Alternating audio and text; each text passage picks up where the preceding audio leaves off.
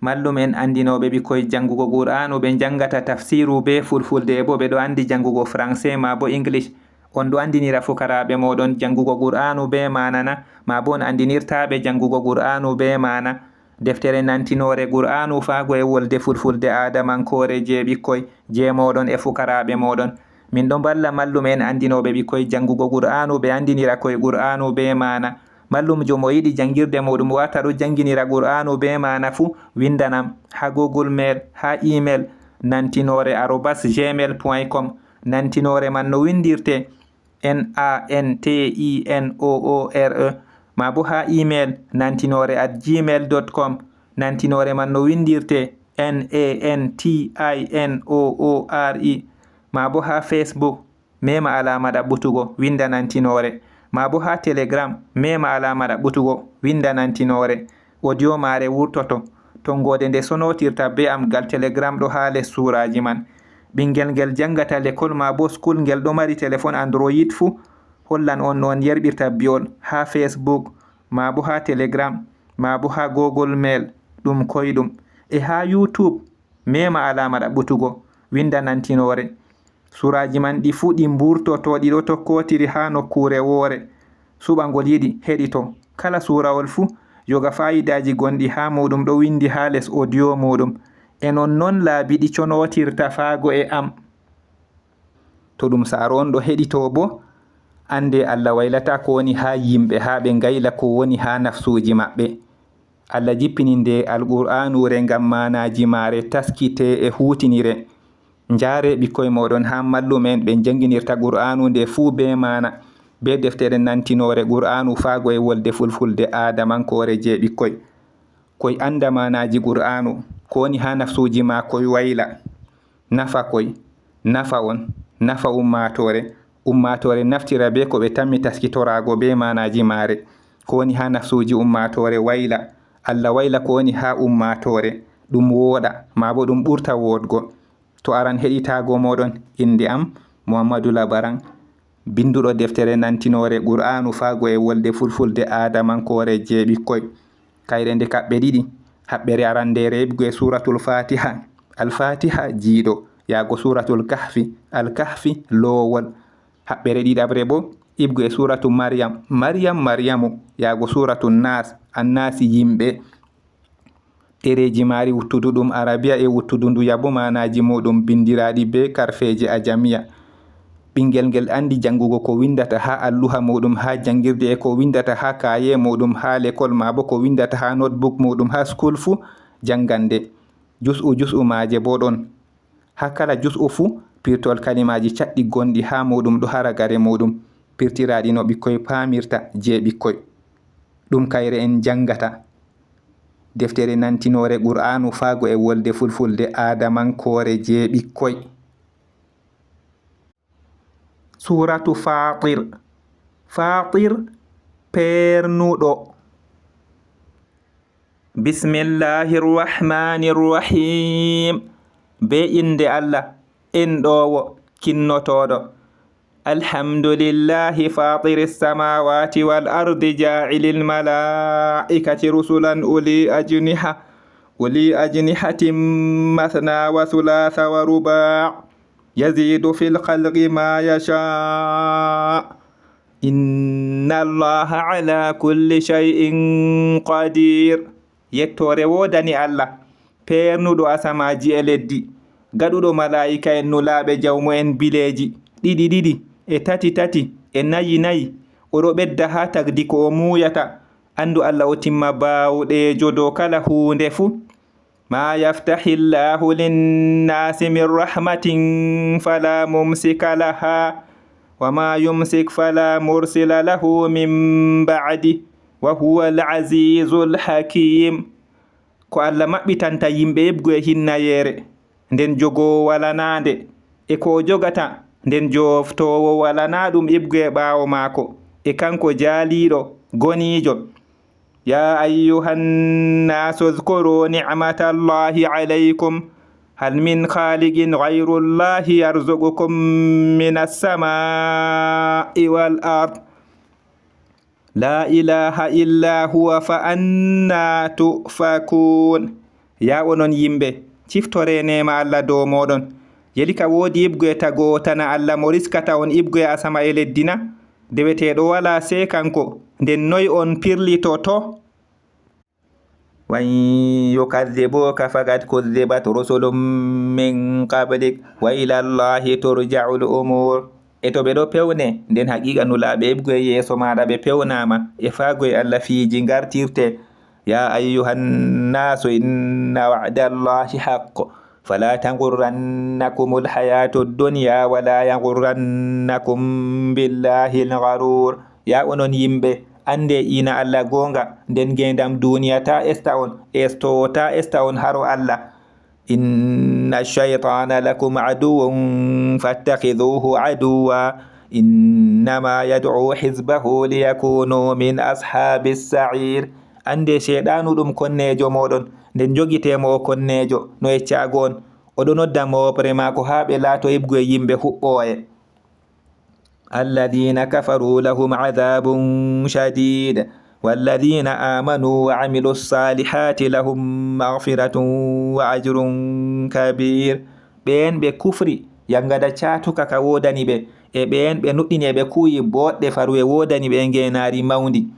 afaman zuyyina lahu su'u amalihi fara'ahu hasana fa inna allaha yudillu man yasha wa yahdi man yasha fala tadhhab nafsuka alayhim hasarat inna allaha alimun bima yasna'un. Yelika nden mo kalluɗum kugal mako fawnanama mo, nden o yi ɗum boɗɗum na, nden andu Allah ɗo majjina mo o muyata e o ɗo handita mo o muyata, nden nafsu maɗa ta dilla sunaki dow maɓɓe, andu Allah anduduɗo ɗum ko ɓe mbaɗata. wallahu alladhi arsala ar-riyaha fatuthiru sahaban fasuknahu ila baladin mayyitin fa ahyayna bihi al-arda ba'da mawtiha kadhalika an-nushur. e Allah on mo nelikeni nden ɗi dunyina duule, nden min coggi ɗum faago e wuro wango, nden min geɗitiniri leddi be majum ɓawo watuki maari, bana ni maɗa ummitinki. man kana yuridu al-izzata falillahi al-izzatu jami'a ilayhi yas'adu al-kalimu at-tayyibu wal-'amalu as-salihu yarfa'u walladhina yamkuruna as-sayyi'ati lahum 'adhabun shadid wa makru ulaika huwa yabur.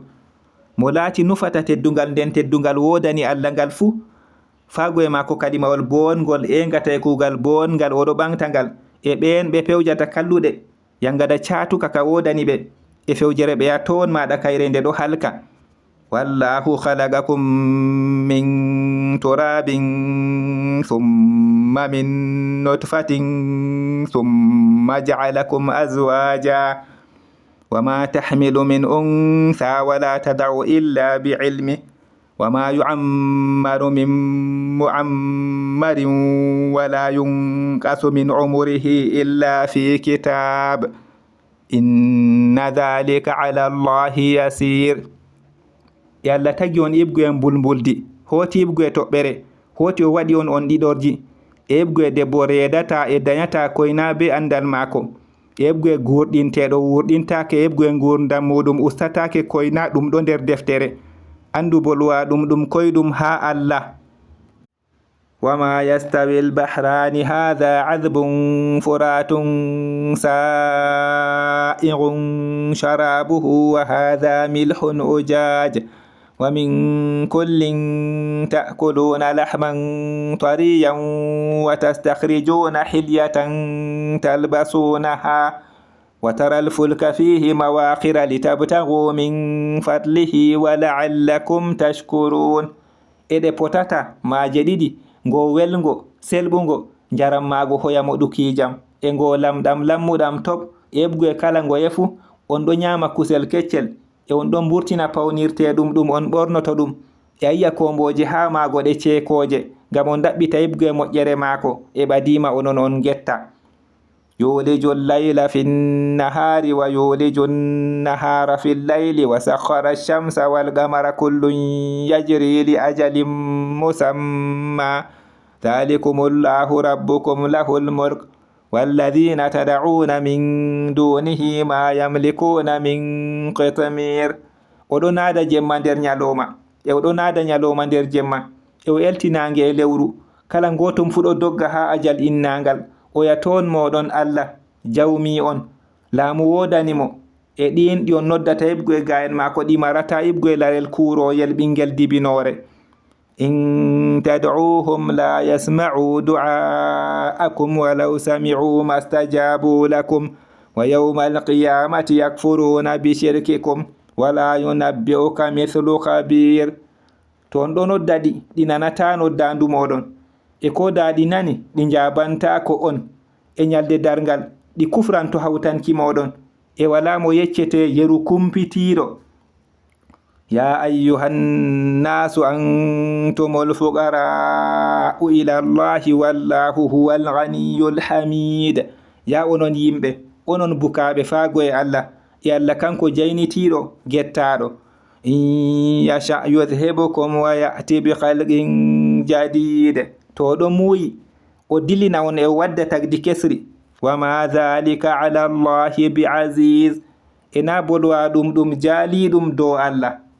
wala taziru waziratun wizra ukhra wa in tad'u muthqalatun ila himliha la yuhmal minhu shay'un walau kana dha qurba innama tunziru alladhina yakhshawna rabbahum bilghaybi wa aqamus salah wa man tazakka fa innama yatazakka li nafsi wa ila Allahi al-masir. e dow ndorondata dongal goɗɗo e to teddoraɗo ɗo nodda faago e eftaneki ɗum hunde fu eftatake yebgu e majum e ko da o laati o jawmu bandirago no eccago ma aɗo waggina ɓen ɓe kulata jawmiɓe har wirnaki e ɓe ɓooci julde e mo senake nden no eccago ma o ɗo seno ngam nafsu mako e wartirde faago e Allah. wa ma yastawi al-a'ma wal basir. e bumɗo e gi'o ɓe potata wala dhulumatu wala nur. e nañi ɓe na annora wala dhillu wala al-harur. e na ɗodi e na ngulenga. wa ma yastawi al-ahya'u wala al-amwat inna Allaha yusmi'u man yasha'u wa ma anta bimusmi'in man fil qubur. e yeɗɓe na mayɓe ɓe potata andu Allah ɗo nanna mo o muyata e na an ananno wonɓe nder genale. in anta illa nadhir. wala an koyna a bagginowo. inna arsalnaka bilhaqqi bashiran wa nadhira wa in min ummatin illa khala fiha nadhir. no minin min nulirima be gonga a ceniro e bagginiro e wala ibgu e ummatore koyna bagginowo ɓeɗi ha mare. wa in yukadhibuka faqad kadhaba alladhina min qablihim ja'atuhum rusuluhum bil bayyinati wa bizuburi wa bil kitabil munir. e to ɓe ɗo pewne nden haqiqa ɓen ɓe ebgu e yeeso maɓɓe pewni nulaɓe maɓɓe gardani ɓe be wangaramji e be bindi e be deftere yaynore. thumma akhadhtu alladhina kafaru fa kayfa kana nakir. hoti mi ho'i ɓen ɓe kufri nden noy yankirki am laati. alam tara anna Allaha anzala minas samaa'i ma'an fa akhrajna bihi thamaratin mukhtalifan alwanuha wa minal jibali judadun bidun wa humurun mukhtalifun alwanuha wa gharabibu sud. delika ayi ayina andu Allah jippini ndiyam ibgu e asama nden min burtiniri ɓiɓɓe leɗɗe be majam ɗe none maje luruɗum e ebgu e koseje burti daneji e boɗeji none maji luruɗum e ɓaleji kurum. wa minan nasi waddawabbi wal an'ami mukhtalifun alwanuhu kadhalik innama yakhsha Allaha min ibadihi al-ulama inna Allaha azizun ghafur. ebgu e yimɓe e dabbaji e nemorteɗi none muɗum luruɗum bana ni maɗa anduɓe goni ko hulata Allah ibgu e jeyaɓe mako. andu Allah jaaliɗo ɗuuɗa faranakijo. إن الذين يتلون كتاب الله وأقاموا الصلاة وأنفقوا مما رزقناهم سرا وعلانية يرجون تجارة لن تبور.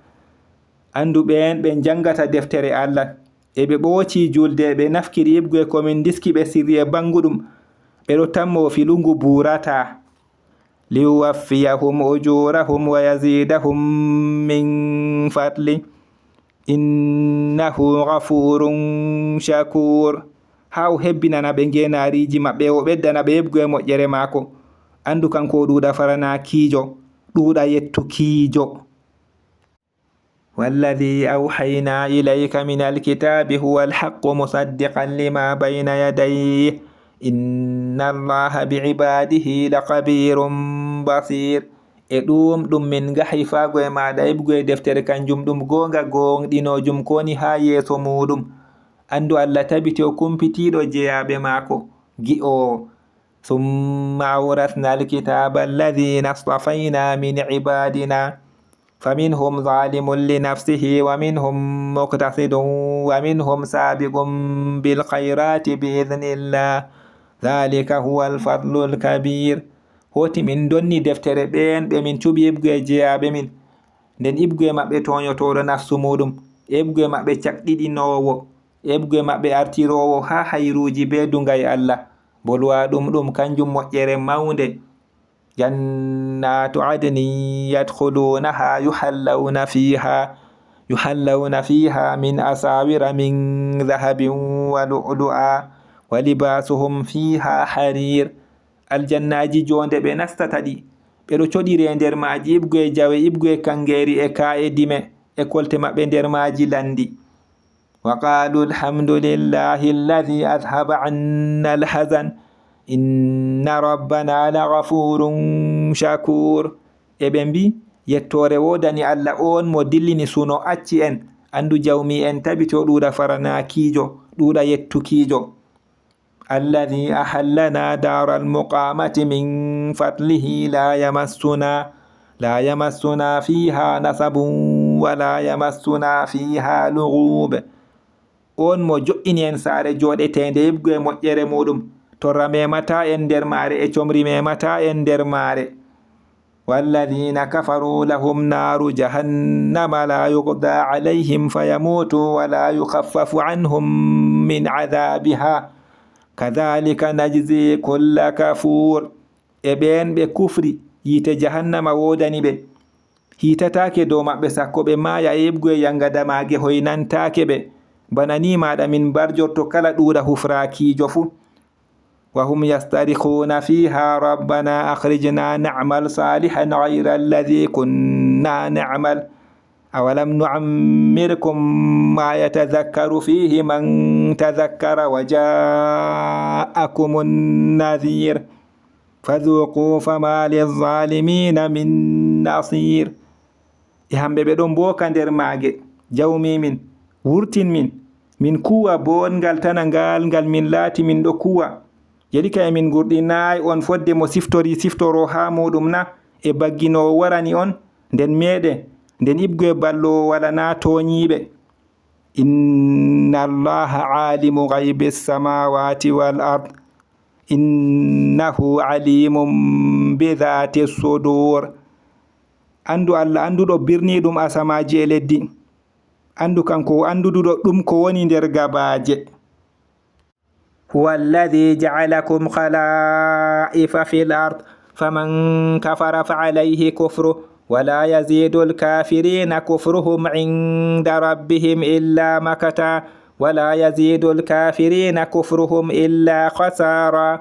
kanko on mo waɗi onon luutoɓe ha leddi nden mo hufri nden keferaku muɗum dow muɗum e heferɓe keferaku maɓɓe ɓeddantako ɓe haro jawmiɓe koyna feleki e heferɓe keferaku maɓɓe ɓeddantako ɓe koyna rusɓare.